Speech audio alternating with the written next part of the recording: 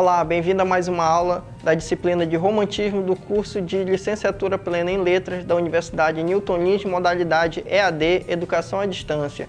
Hoje nós vamos falar sobre a primeira geração romântica. O objetivo desta aula é conhecer as principais características e autores dessa primeira geração e fazer uma inferência sobre os temas por eles abordados e a nossa época atual. Lembra que na aula passada nós conversamos sobre os principais acontecimentos políticos e econômicos que permitiram a consolidação da burguesia na Europa como classe social dominante e o romantismo como movimento artístico que representa esta classe? Bom, a principal preocupação que se teve naquele momento foi na formação dos estados nacionais. E um estado se forma muito mais do que consolidando um território, mas através da sua identidade. Então este foi o primeiro trabalho que os românticos tiveram: formar a identidade do seu país. Vamos ver como que isso aconteceu no caso do Brasil.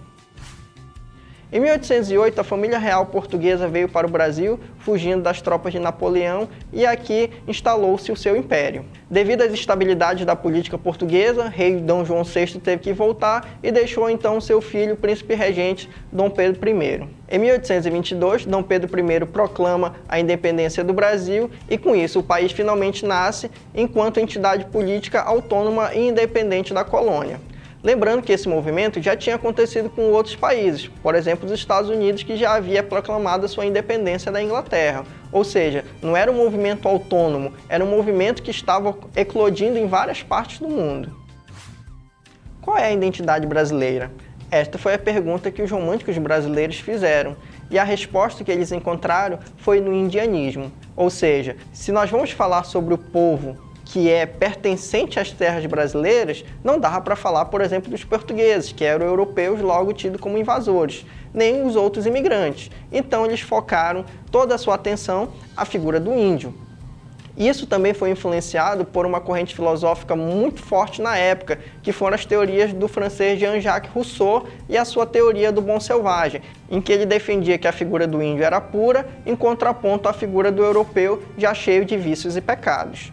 Obviamente, essa figura do índio, representado pelos primeiros românticos brasileiros, ela ainda estava fortemente influenciada pelas teorias europeias, como dito, o Bom Selvagem do Rousseau, em que pintava a figura indígena como ele era no Jardim do Éden, bíblico, né? Puro, sem pecados, de bom coração, que só conhece a justiça, a lealdade, enfim, todos os bons caracteres humanos. Ou seja, a representação que se tinha do brasileiro era alguém que era bom e altamente confiável.